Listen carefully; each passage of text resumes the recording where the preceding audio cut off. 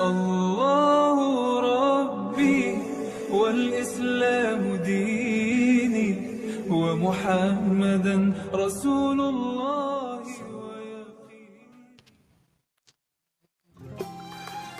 Pandangan kita seringkali terhijab dari permulaan, asal-usul dan akar kebenaran. Yang kita yakini kebaikan barangkali bukan berarti kebaikan yang sesungguhnya. Siapakah kita dibandingkan Musa alaihissalam? Nabi yang pernah mendaku paling pintar pada zamannya. Suatu saat, Musa pernah tak bersabar menanti keadilan Allah yang sebenarnya. Ia dengan penuh pertanyaan menuntut agar ditunjukkan keadilan sejati pada kisah pengendara kuda, anak kecil, dan seorang buta. Di lain waktu, Musa tak sabar pula ketika dipertemukan dengan Khidir alaihissalam dan menempuh perjalanan reflektifnya sendiri. Apa yang kita mengerti tentang rahasia-rahasia yang tak pernah kita tahu ujung dan muaranya? Apakah kita merasa paling pandai dengan memaksakan apa yang kita anggap paling baik untuk diri kita sendiri? Apakah kita menganggap diri kita mampu menjebak tabir yang seujung kuku pun tak kita pahami keluasannya? Bukankah Allah sendiri yang mengingatkan bahwa kebaikan tak boleh didorong nafsu belaka?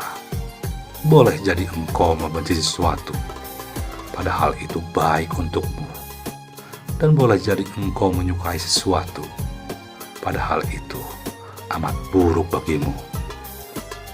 Kita juga kerap tak mengerti pada kebenaran terhadap apa yang sesungguhnya kita miliki.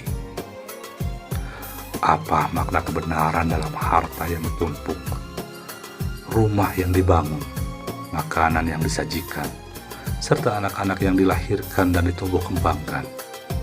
Selera duniawi kita yang menjadi hijab bagi benarnya materi yang kita genggam hari ini. Lantas kita dibisiki syaitan dan didesak oleh nafsu yang setiap saat mengedor-gedor untuk menjadi lupa bahwa Allah memberi pesannya bahwa bermegah-megahan telah melalaikanmu.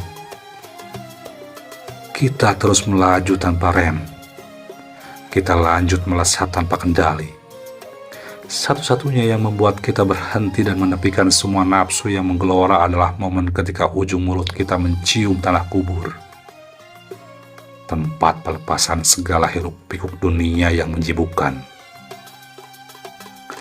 Muhammad SAW pernah bersedih saat Jibril alaihissalam tak lagi hadir menyampaikan wahyu.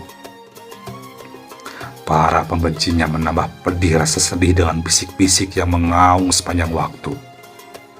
Mereka menjadi buzzer yang berisik agar Muhammad merasa semakin pedih. Luka Muhammad akhirnya mereda ketika Allah kembali hadir lewat surat Ad-Duha yang indah.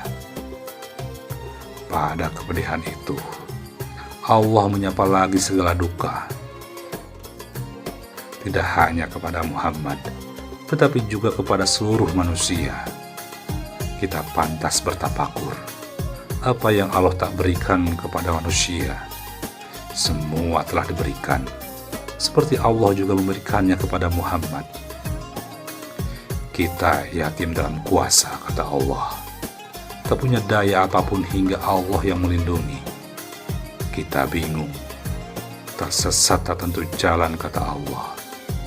Hingga Allah lah yang menunjukkan kemana kaki harus melangkah.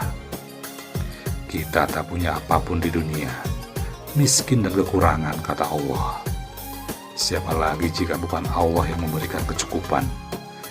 Kita penuh aib dan kesalahan, bergelimang dosa yang menumpuk tinggi tak terkira, kata Allah. Namun Allah yang dengan suka hati menutupkannya dan menyelimutinya dengan kebaikan. Kita mungkin mengerti keadilan dan kebenaran yang sesungguhnya itu, namun seringkali justru tak menyukainya. Keadilan dan kebenaran tidak boleh berhenti hanya pada pernyataan sikap, deklarasi itikad, atau konfirmasi atribut keimanan. Keduanya harus benar-benar diamplifikasi dalam keadilan sosial, memberikan harta yang dicintainya kepada mereka yang termarginalkan, yatim, fakir, miskin, dan mereka yang meminta dalam kesusahannya.